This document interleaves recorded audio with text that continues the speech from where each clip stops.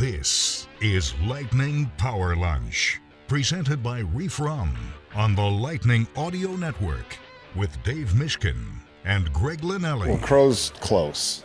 Hetty's probably not.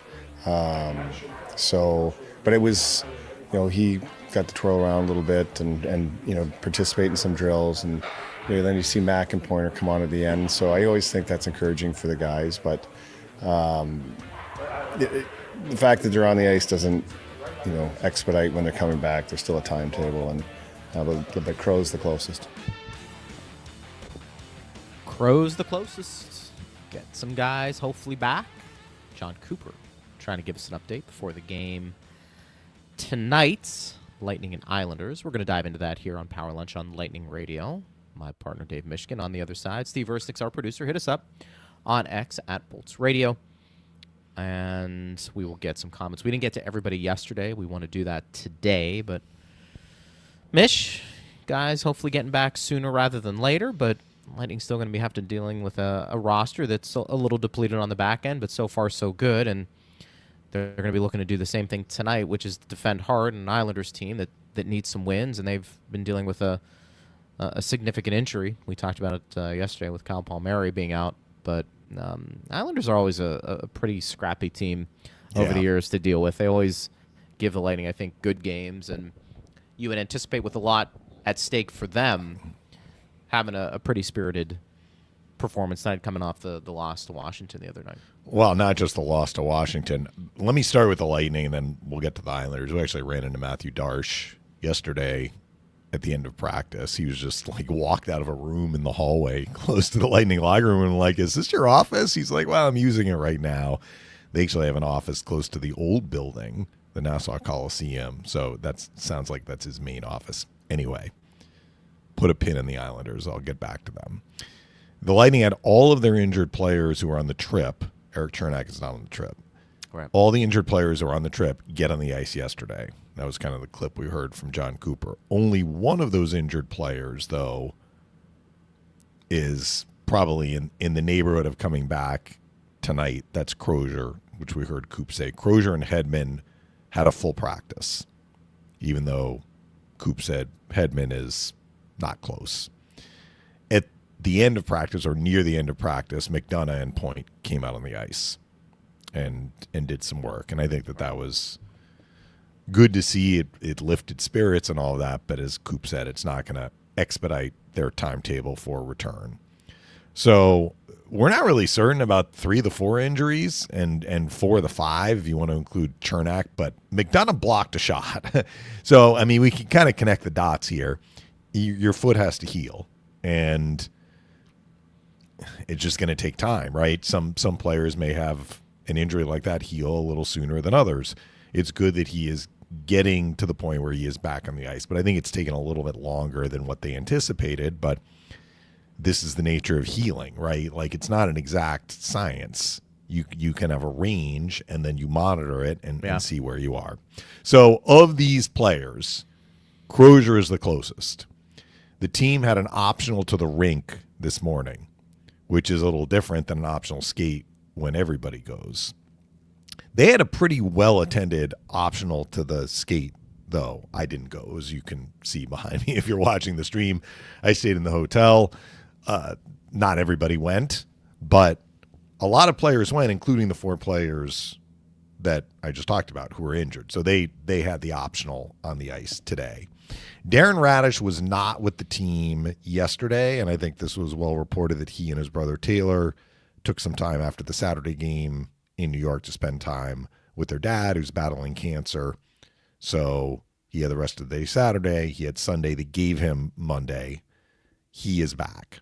So do I think Crozier is going to play tonight?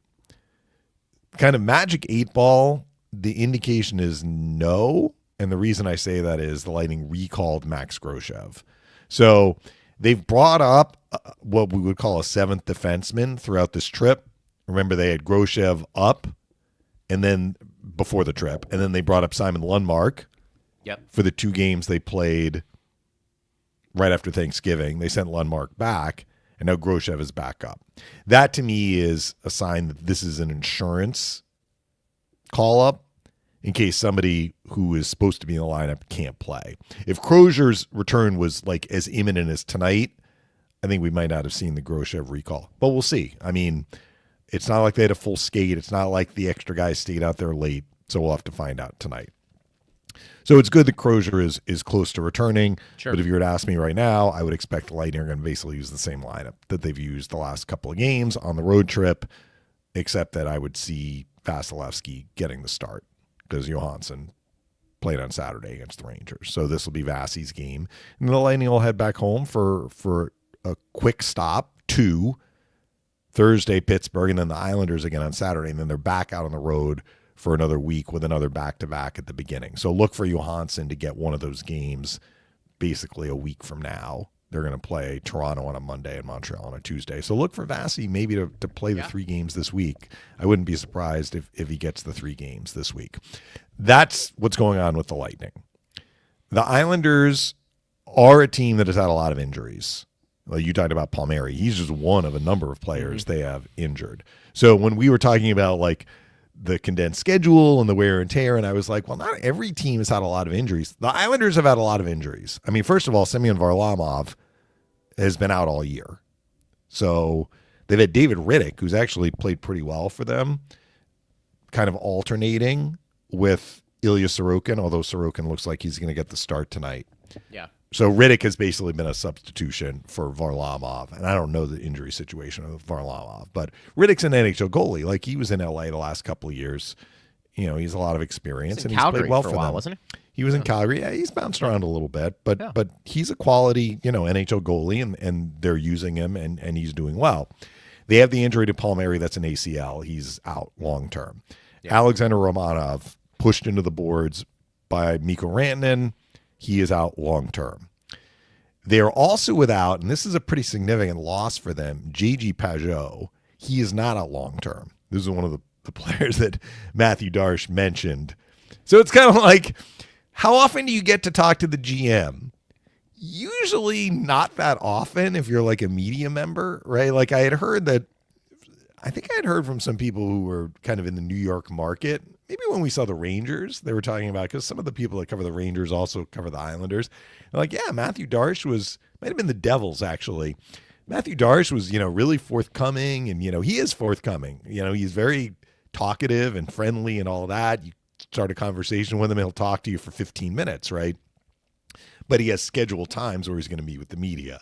So he's had those times with the Islanders. He kind of did stuff over the summer. They made signings, et cetera, start of the year. They keep Schaefer. That was newsworthy, right? Like he's 18, but he made the NHL roster, and he's having a great start to the year. So it seems like Matthew Darsh is not necessarily like meeting with the media every week, but we were in the hallway. He walks out. He's like, hey, how are you guys? Yeah, J.G. Pajot, he's out right now. We're hoping he's coming back Saturday. Just, kind of spilling the beans here. So I'm like, all right, well, that's good information to know. That Pajot is out tonight, but he's on the mend. The teams play again in Tampa on Saturday. We'll see if Pajot is back. That is not a long-term injury, although he's been out for a few games now, and he is a really, really important player for them. He feels like he's been around forever, by the way. Phenomenal on faceoffs, great penalty killer. Yeah. I mean, he's really a bottom 6 guy. I was talking about a shorthanded goal the Islanders scored in overtime in Vegas. Like it was a 3-on-4 overtime shorthanded winner. It's like, and it was Pajot unassisted. I'm like, what happened? You watch the replay. It's right at the beginning of the power play. Yeah. The draw is in the Islanders' end. Pajot gets the puck off the faceoff, skates down the ice, and just shoots it in. Islanders won that game in overtime in Vegas. Anyway, they're without Pajot. Tony DeAngelo is under the weather. He may not play tonight. So they've had to do kind of what the Lightning have had to do, in that they have had to ask guys to take on an expanded role, for sure. They've had to call guys up, for sure. But they're in the mix. The other thing I'll say about the Islanders, just before we get to more questions or you want to respond, they have an extremely weird schedule for a team based in New York. And I'm saying that because usually the teams that are based, first of all, in the Northeast, where travel isn't that far, and second of all, in New York, where you have lots of teams close to you. You don't see really like long homestands. And conversely, you usually don't see like exceedingly long road trips. If the Devils, Rangers, or Islanders are going on a long road trip, obviously they're going out west, right? So the Islanders had a 7-game road trip recently. On that trip, they went 6-1. It was a phenomenal road trip. Yeah. But on this road trip, they had some injuries. Like Romanov got hurt on the trip, like near the end of the trip, actually. They were playing in Dallas, and that's when he got hurt. Coming back from the 7-game road trip, 7-game homestand. 7 in a row for the Islanders at home. And after going 6-1 on the road, they're 1-3-1 at home. Now, some of this has coincided with the injuries, but what's been weird about it, and this is one thing that Darcy mentioned, he's like, I actually feel we're playing better at home than we did on the 6-1 road trip. And you look at the box scores from these games. So the one game they won was 0-0 against Seattle through overtime, and the Islanders won in a shootout. So they actually got shut out statistically. That's the one game they won. They lost by a goal to St. Louis, but then really in the last 3 games, they lost at home to Boston in regulation, they lost in a shootout to the Flyers, and they lost to the Capitals, as you mentioned. They have so badly outshot the other team in those 3 games. I mean, it's more than 2-1. I think they outshot the Bruins like 45-16 or something like that. I guess I can look it up. So they've probably played better than their record at home, and maybe they played a little worse than their record on the road trip. So when you're like, they're coming off a bad loss. I'm not sure it was a bad loss to Washington. I'm going to pull up the box scores here and just tell you what these games look like for the Islanders. So just the last 3 against the Bruins, 3-1 loss. They outshot the Bruins 44-14 against the Flyers.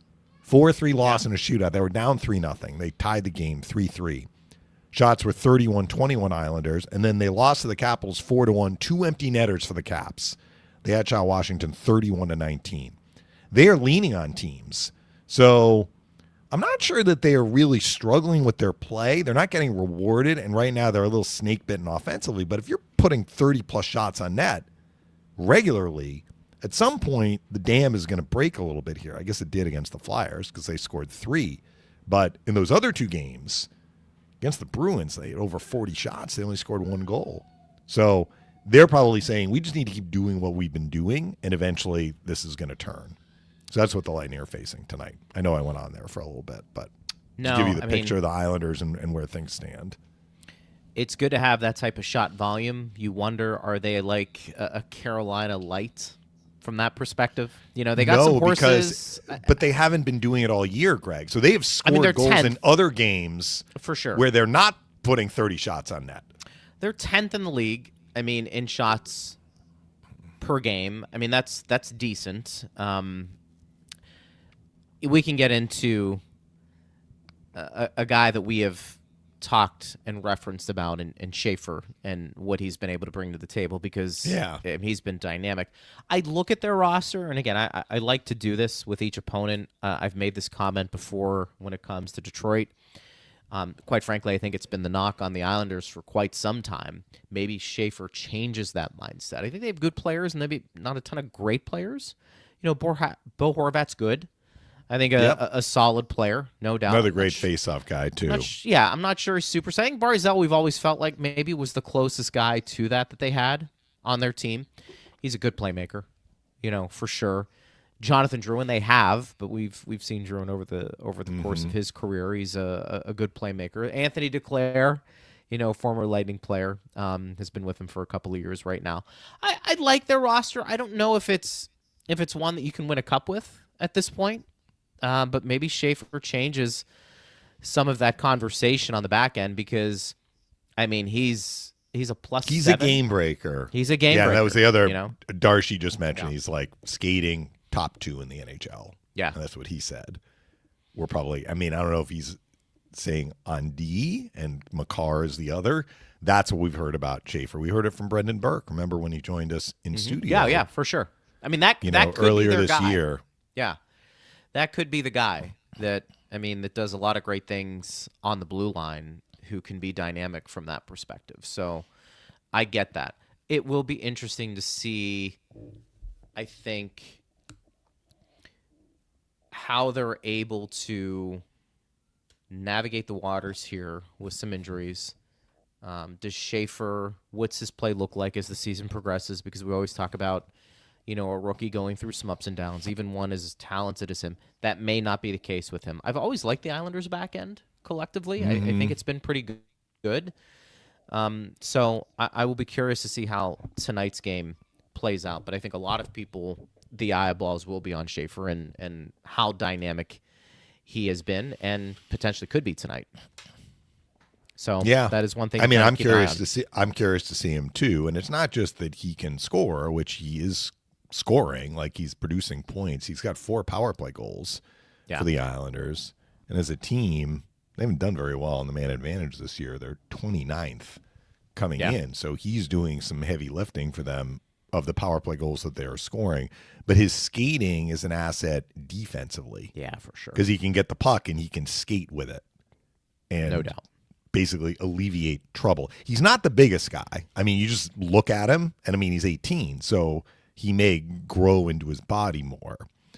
But, Cale Makar's not the biggest guy in the world either. No. And he's done just fine, Yeah, in terms for of being able to, win puck battles. That's really what I'm talking about.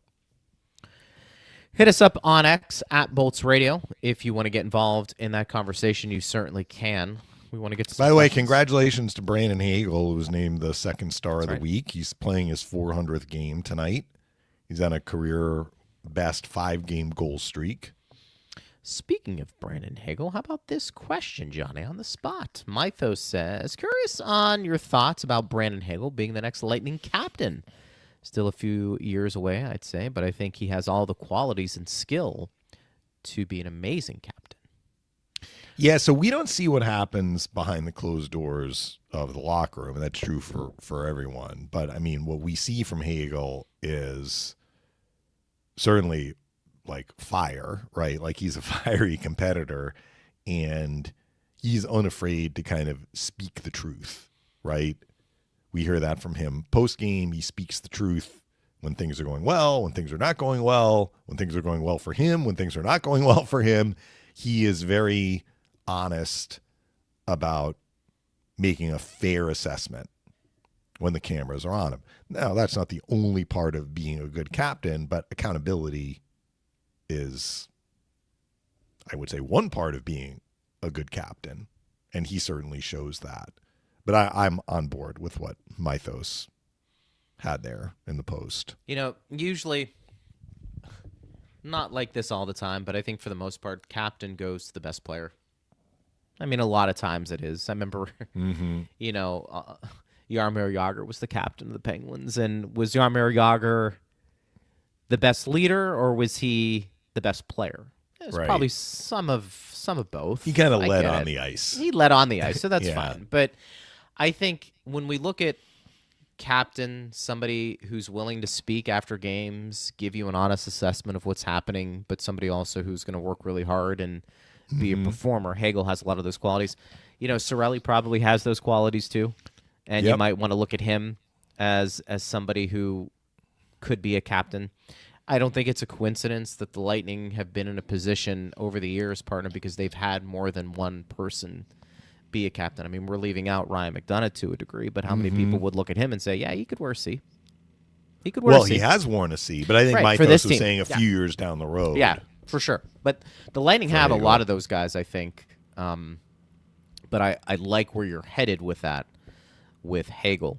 Alan says, hey, guys, what are the most critical factors that determine whether the coaching staff goes 12-6 or 11-7? For tonight's game, do you think it will be 12-6 or 11-7?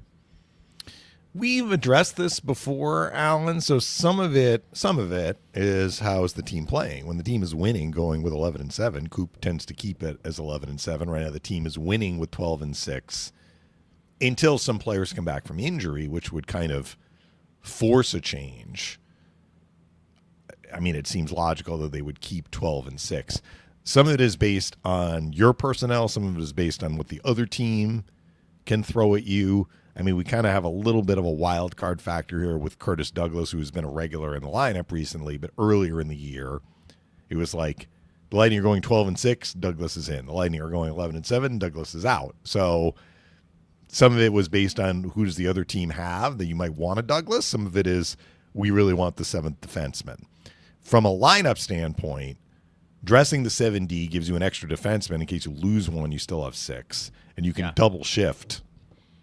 You could double shift anyway. If you have 12-6, you could double shift. And the Lightning have kind of done that because Douglas is not taking a regular shift. But when you have 11-7, you have to double shift certain guys. And it can give you an opportunity to get some of your top guys more minutes and create some challenging, let's say, matchup scenarios for the other team, especially if the other team is the home team and they get the last change. So 12-6, things can be a little bit more kind of locked in and steady. Doesn't have to be this way. In fact, the Lightning sometimes don't do things this way, but you can just keep your 6D 3-pair. Everybody's playing with the same person every time they hop over the boards, and there's some comfort in that. So what do I think tonight? The fact that Groshev is up, and it seems unlikely, although what do I know? I mean, I'm not setting the lineup, but it seems unlikely based on the fact that he came up before. And if they'd wanted to play him tonight, maybe they would have called him up yesterday to get that full practice in. I don't know. Maybe they wanted to see where the injured guys were on the ice yesterday. With Groshev coming up, it seems more likely that he is an insurance against an injury to one of the 6 defensemen, maybe in warm-ups. Somebody gets sick, like D'Angelo, who knows? You have him there. An indication, A, that Crozier may not be ready, and B, that they're going to go 12-6. But we'll find out tonight. Thank you for those questions at Bolts Radio. And, you know, as we've said before, sometimes it's just the lineup is doing well and you want to stick with it. I don't know what else to say sometimes. SQU Williams, 7-game win streak feels so nice. Let's make it 8. Yeah, I would agree. Yeah, and it's not only that they won 7 in a row overall. They won 5 straight road games going back to the Vegas game, at Vegas game. And, you know, it's been a little bit of a... I don't think John Cooper is particularly thrilled that the team has not had as good of a road record as he probably would have liked the last several regular seasons. I'm actually going to look up and look at their road record. The last time they had what Coop would probably say is, I'm happy with this road record. Now, when they were, you know, going into the playoffs and winning the Stanley Cup, and even before that, like the Lightning had some years, 17-18, 18-19, they had great regular seasons. They did very, very well on the road. But the franchise record for road winning streak is only 7 games. So they're 2 games away. It seems interesting to think that they've never had a longer road winning streak than 7. But here are your last few years on the road for the Lightning. Last year, this is a team that finished with 102 regular season points, second place in the division, 18-19-4. Year before, 20-18-3. By comparison, they went 25-11-5 at home. 22-23. 18-22-1 on the road. So 2 of the last 3 years, they've been under Hockey 500 on the road. 21-22, they did. So that was the last year that they had a record that would make John Cooper happy on the road. 24-15-2. Of course, they made the Stanley Cup final that year. So the last 3 years, it's been a challenge for the Lightning to rack up points on the road. They've done very well on the road this year. Yeah. And they're winning 5 straight helps, but they're 8-2-2 on the road so far. What other splits do we know? Goals against on the road compared to home that they're allowing? Because you could make the case if they're one of the ways to be good on the road is to defend. And if you're, I can look that up. If you're tightening it up from that perspective, you know, I can see how all that is playing out. All right, so the Lightning on the road this year, 8-2-2. They have a plus 15 goal differential, 44 goals scored, 29 goals allowed. And at home, Actually, going to a different tab here. Looking At home, the Lightning have 40 goals for 36 against. So, look, their record isn't as good at home. So they're at a +4 at home, and they're at a +15 on the road. That 36 at home is skewed by those 2 lopsided losses, though, too, which occurred. Like, you have to – those goals against go into the column. But 13 of those 36 goals came in 2 games. And then they had the 5 against in the first 2 games of the year, both at home. So they've defended well in the home games in which they've won and done well. Tampa Bay says Islander fans somewhat relieved that they won't see Point on the ice. Point plays very well against the Islanders, especially in the playoffs. Yep. But I think he's done pretty well in the regular season, too. The Lightning have done pretty well against the Islanders generally in the regular season the last few years. They've won, I think the last 2 years, they've won 2 of 3. Remember last year they lost a game in Tampa. That was the game where D'Angelo scored in overtime. But the Lightning, in that game, I think they needed a 6th attacker goal to get the game tied, so they got a point. And then that was the first meeting, and then they played twice more, and the Lightning won both, including the game here. Aaron says, Mish, what's it like when you're calling games solo on the road? Any adjustments to your approach? Well, it's different, but I wouldn't say I make any adjustments because I'm so used to calling games alone. I mean, I did in the minors for 11 years and basically on the road since I've been with the Lightning. Since 2002, I've done it by myself. It's just different. I get out as soon as the whistle happens, basically at home, and let Phil talk. And on the road, I fill the time. I mean, Phil is going to catch things that I miss. It's just, or if I do a game with Brian Engblom, he's going to catch things that I miss. I miss stuff when I'm by myself, but I do the best I can to keep my finger on the pulse of what's happening in the game. To that point, Alan says, Dave, when you've called a game with someone other than Mr. Esposito, who has surprised you by being very good or a natural? Well, it's not like I've called that many games with that many different people, but I mean, through the years, I've done some games with Jason Cullimore, more recently Coburn. I did a game with Ryan Malone at the start of the year. Brian has filled in. I mean, Brian's a consummate He's a pro. Yeah. I think at one point he told me how many play-by-play announcers he's worked with. It's a lot, right? So he's used to doing the dance in sometimes a different way because everybody has their own flavor, and doing radio is different than TV, although he started in radio. I don't know. I mean, I think that when you get a former player, the biggest challenge for the former player is speaking about the game in a way that is digestible for the audience. Right. Because invariably, every one of those former players will know the game. They know what they're seeing, and they're talking about something that they have great knowledge about. So how are they expressing it? I also think, too, just the intricacies of when to talk and when not to. Yeah, you don't want some of that comes with just reps. Doing it. Yeah. Just doing it. And you've also done some games with Chief, right? Who's I didn't mean to. Chief certainly has a lot of experience, and I spent 2 years doing games with Kaylee too. And that was a great treat. That's right. How about that? So good questions. Who is this? At YT. What is y'all's perception of Sorokin?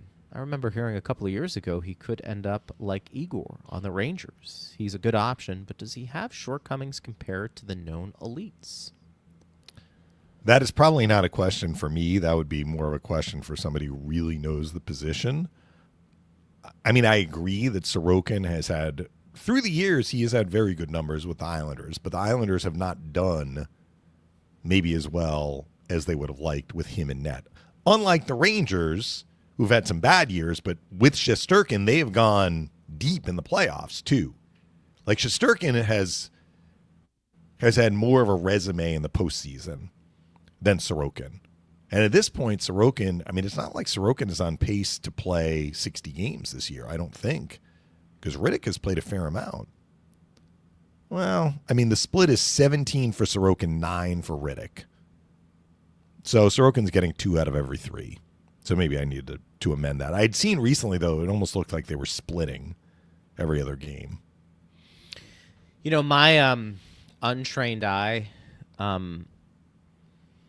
Sorokin's always been a pretty good goaltender. I don't know if he's been in that elite. I couldn't tell you his shortcomings. You know, you'd have to probably get into somebody who studies the goaltender position. I will just tell you this.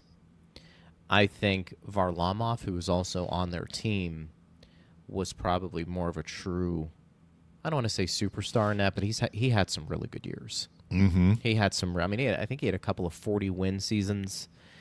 He's older. Yeah, 37. Than Sorokin, but he was more of a legitimate, I think, bona fide. Again, star might be too strong of a word, but he had, when he was with Colorado especially, wins of 41, 28, and 27 that were pretty good. And I think some people, and at least I do, I remember the Capitals, you know, when especially Capitals when the ran Penguins through some really, if I say ran through, they had them and then they left and went to other teams, but they were very, very good goaltenders for Washington. It was kind of because Holtby, I mean, look, Holtby grabbed it and kept it. He did. But they moved through goalies before Holtby arrived. Like, I mean, I have to go back and look at the order, right? But, you know, you had Varlamov and you had, wasn't Vanacek there? And like they had guys that would come up, play, do really, really well, and then move on. Yeah. Maybe because they moved on because they had a chance to, or the Caps decided to move on from them, and then Holtby grabbed it, right? Right. And they won a cup with him. Holtby a Hall of Famer? I don't think so. Off the top of your head, I don't think so either. Probably. I don't think that.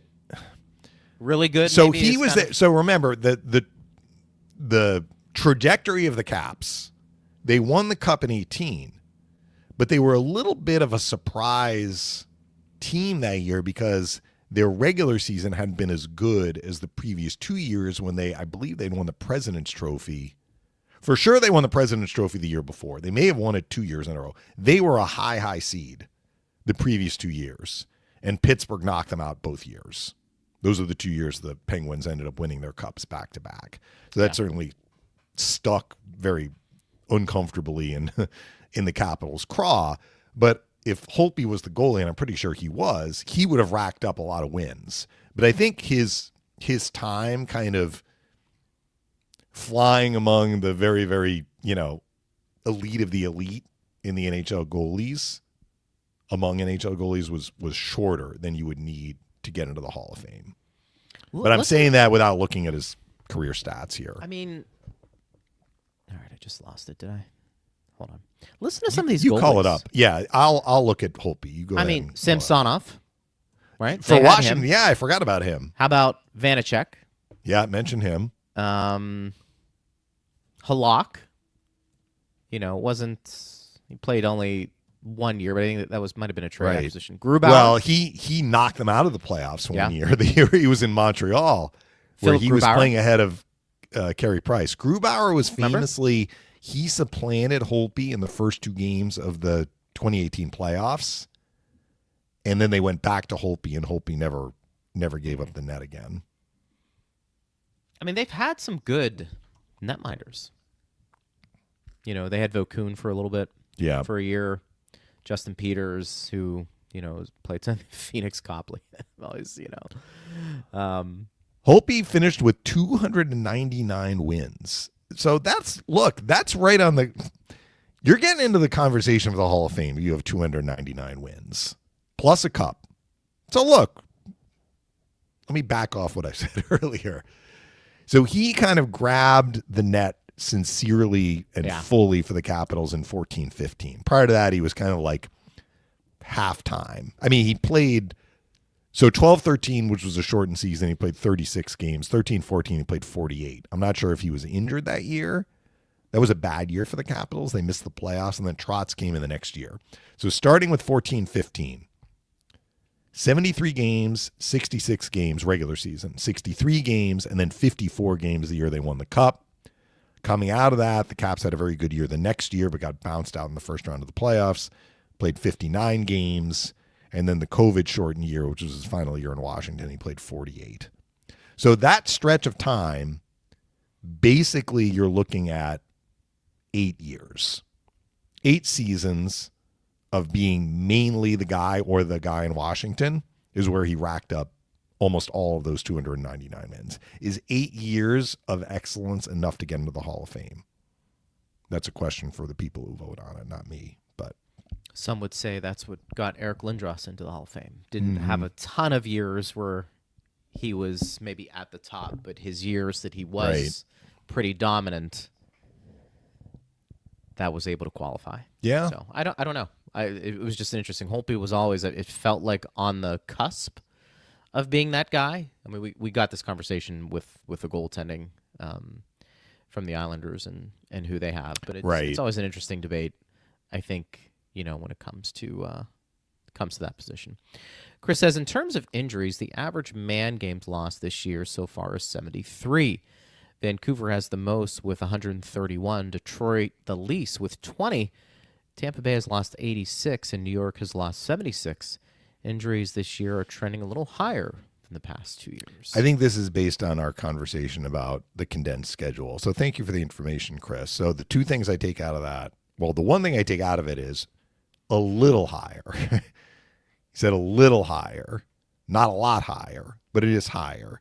The second part is, of these injuries, we really don't know how many of them are due to, quote unquote, wear and tear, right?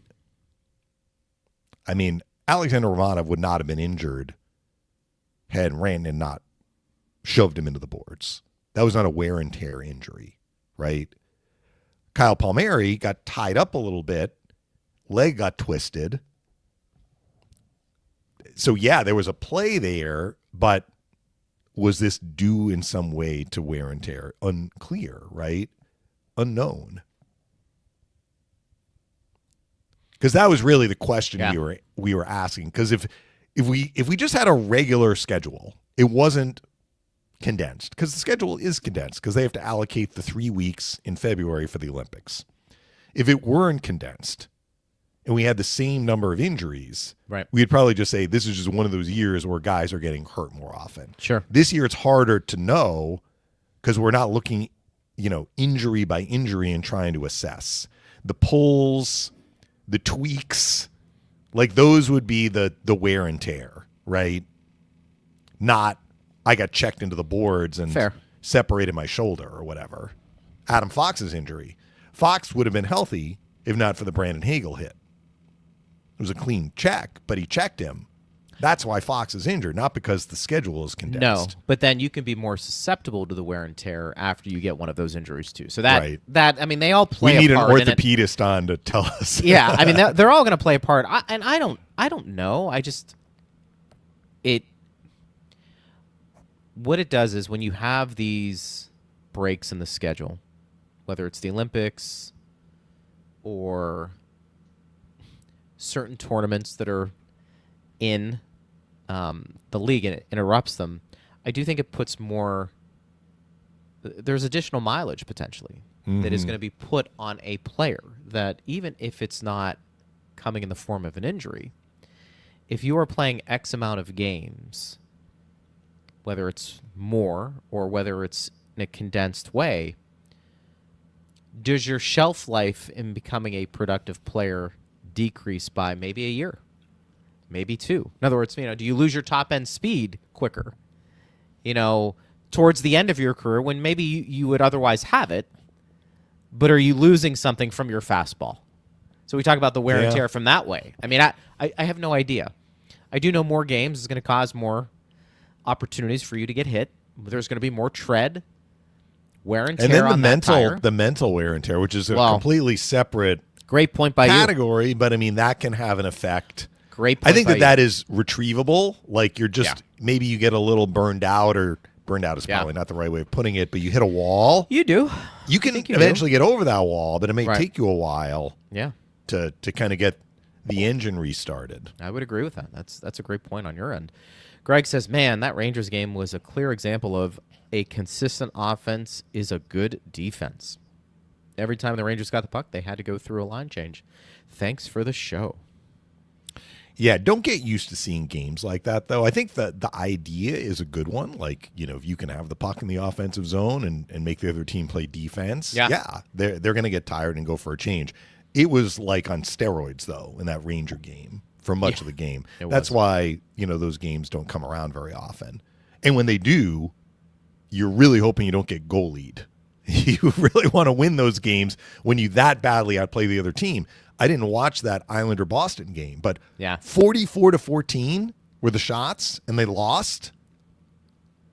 That's one of those where, like, they played well enough, I'm pretty confident. And it's not like they gave up 8 goals. They gave up 3. I think there was an empty netter in there. So it sounds like they got goalied in that game. It can happen. So the biggest takeaway was when you get games like that, don't let them slip through your fingers. Make sure you get your 2 points, and the Lightning did. Carl says, Dom James seems like he has struggled since his injury. How much of this might be due to having to wear the mask? On the block party, he said he really prefers the visor. Yeah, I haven't talked to him.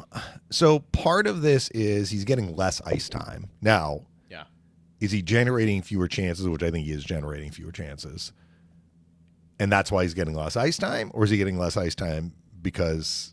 In other words, is he generating fewer chances because he has less ice time? Or coaches are like, all right, he's not generating as much, so we're backing off his ice time. I don't think it's the second, and I'm not sure if it's the first either.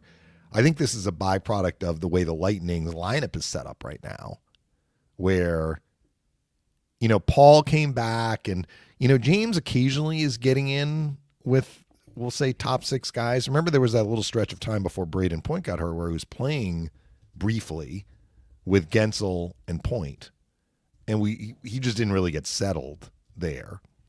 But yeah, maybe the injury has something to do with it. I'm sure it doesn't feel great. I mean, he's wearing the shield for a reason, to protect it. So, he may be dealing with that too. And the other part of it is, and this is just natural, like we had said, he came up, showed well, kept showing well. Like at some point, you lose a little momentum. So you got to try and rev the engine back up. But I still think that, he's doing all of the things the Lightning are going to want him to do. Like, he's definitely a puck hound. He's definitely quick. Even in games where he's playing, 9 to 10 minutes, I think he's doing a lot of good things. He's stealing pucks. Yeah. He's going to the net. Would I like to see him get rewarded with a few more points? Of course. The point about the injury could be a fair one. Yeah, and he definitely hasn't produced the amount of points since coming back that he was starting to before the injury. That's fair. So whether you want to... I don't think he's had 1 point, actually. Like, he got hit in the Washington game at home, played the rest of that game, had an assist on the Hagel winner. That was the 3-2 game the Lightning won in Tampa. Then he missed some time. I don't believe he's had a point since he's come back. I think you're right, and I think... It would be fair to point that out. I don't think he's looked out of place. It could be, to your point, partner, maybe the ice time has not been what it's been before. I would like to see him more of that opportunity in his top 6. I think, though, if you're going to be put in that position, to be fair, because this is what we said, or at least I did about Gage Gonsalves, you need to put up points. I mean, that's part of being in that moment. So I like him still, for sure. But it's something to point out. Mark says, does anyone know what Point's injury is? I feel like we've heard nothing about it, or maybe I'm not paying attention enough, LOL. Well, usually we don't hear a lot about the injuries. The only reason we're talking about McDonough's injury is that it was, plain as day that he blocked a shot with his foot and then left. But, I think the same thing about the Crozier injury. This Crozier injury. The first Crozier injury that knocked him out originally, his ankle got twisted on the ice, and we could see that. But other injuries, do we know what Victor Hedman's injury is? No. Do we know what Chernak's injury is? No.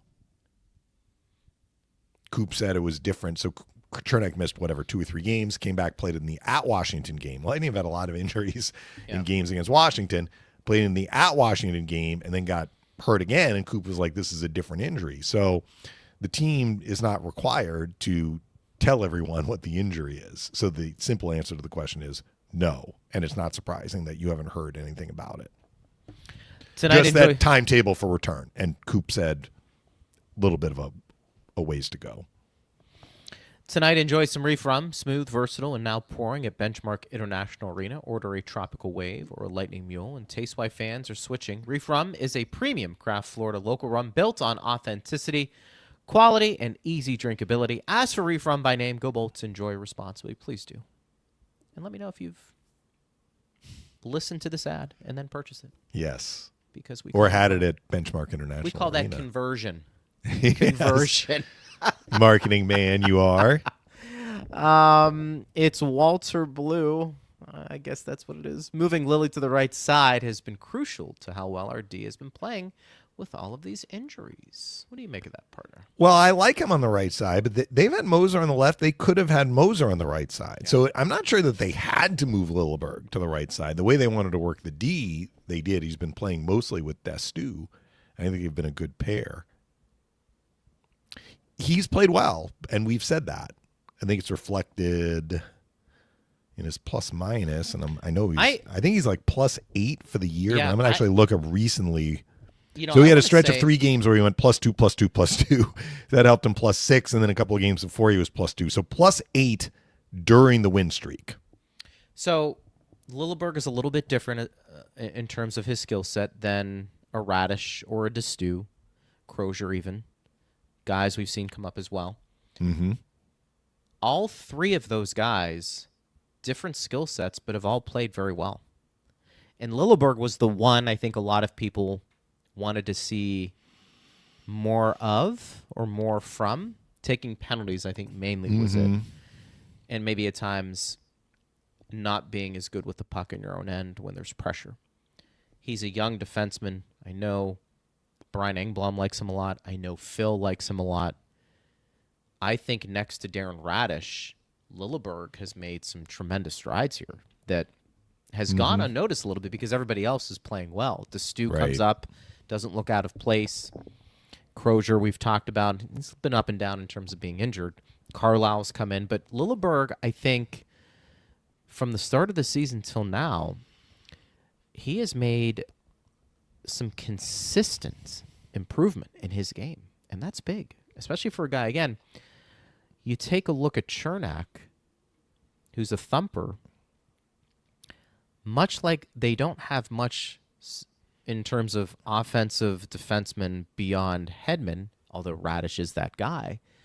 Your thumper is Chernak, but I think Lilleberg has that in him as well. So maybe it takes a little longer for a guy like that who's a little more physical to find his game consistently in the NHL because you're finding your spots to do it. But I actually think Lilleberg's been a nice story here. You know, Moser's been the most consistent. I think you and I have discussed this. But Lilleberg's progression as a defenseman has been something that has been fun to watch.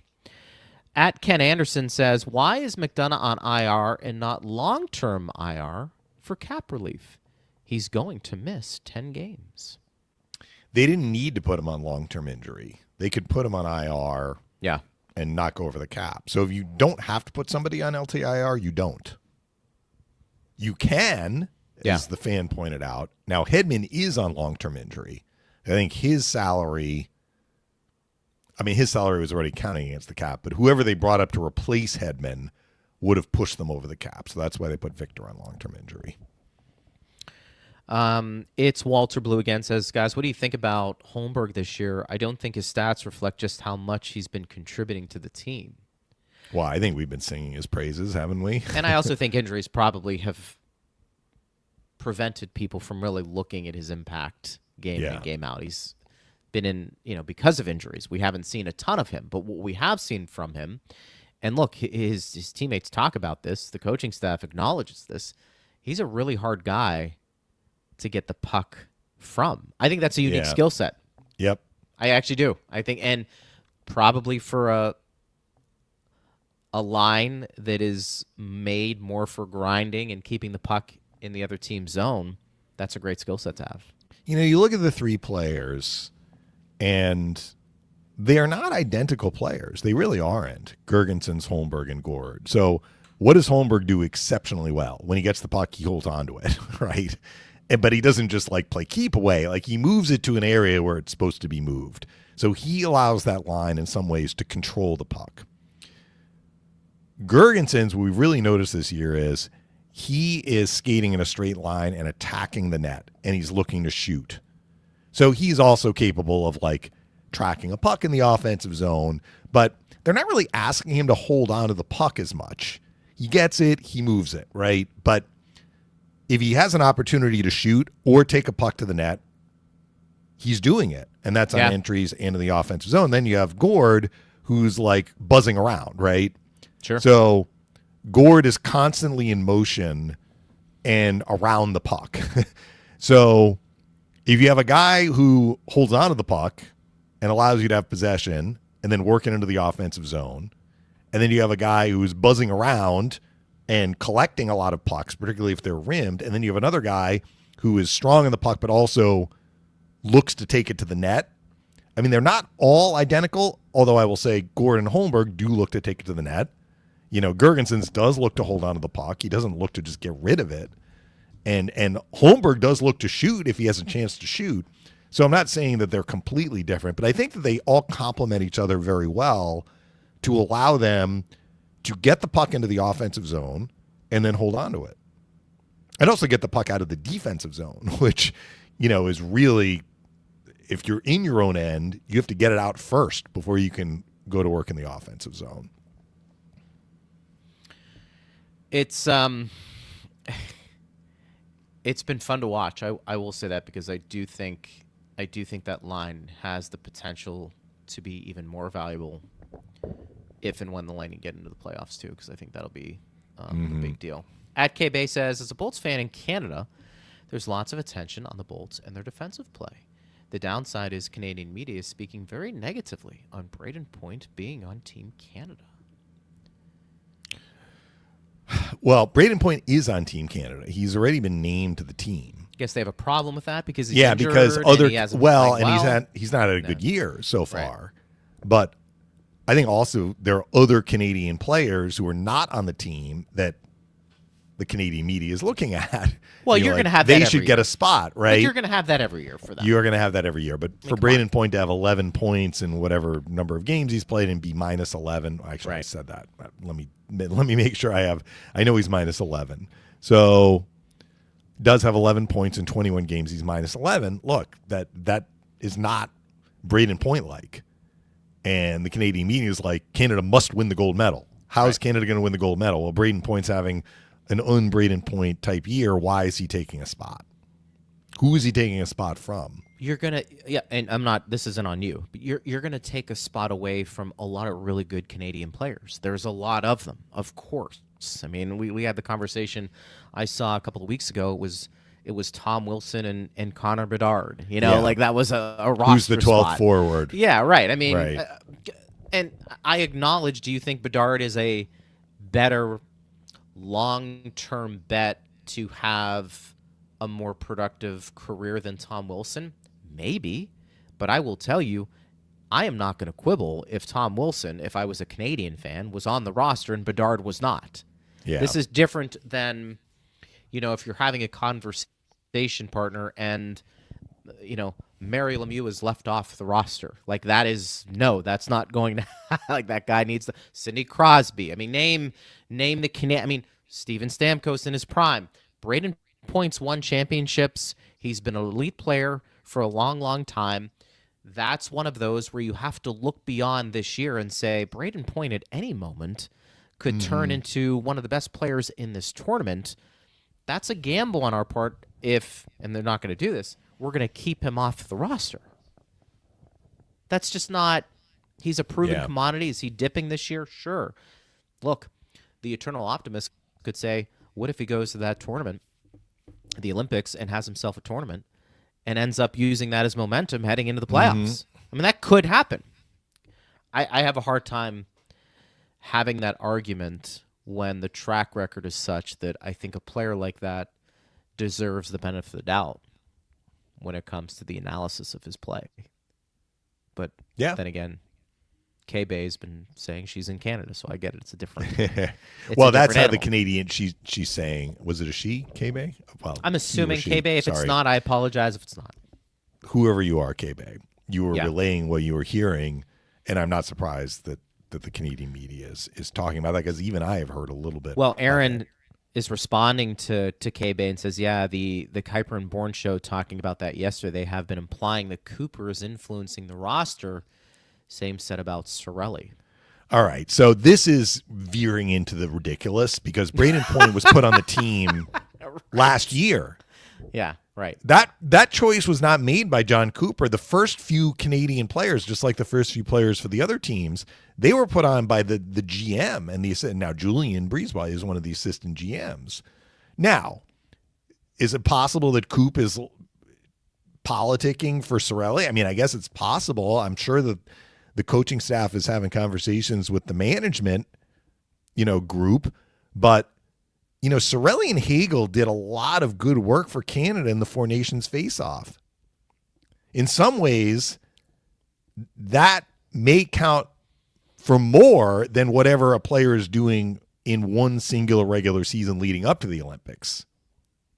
Because Cirelli and Hagel showed in these short tournaments where the stakes are extremely high and there is a ton of pressure on Canada that they game. They game, right? So I agree. I don't know. The Cirelli part, okay. But if they were like, John Cooper is influencing the fact that, I mean, come on. Braden Point was put on the team last year. John Cooper, it's done. Like, chapter closed. Now, how much will he play? Could he be scratched? Anything is possible. Coop is the head coach. He can make that decision once they're over there. Same said about Cirelli, I guess. So that's a conversation people are having. Yeah, same said about Cirelli. So look, is it possible about Cirelli? Sure. Coop's gonna back his guys. But look, they did this. If for some reason they choose somebody else other than Cirelli, it's not like Coop's going to be like, well, I'm not going to coach the team now. Like he's going to get great players no matter what. I remember there was a lot of conversation about Chris Kunitz being put on the Canadian Olympic team because he had chemistry with Crosby. Yeah. And you're trying to fill out a roster, but you're allowed to pick guys that maybe fit a role too.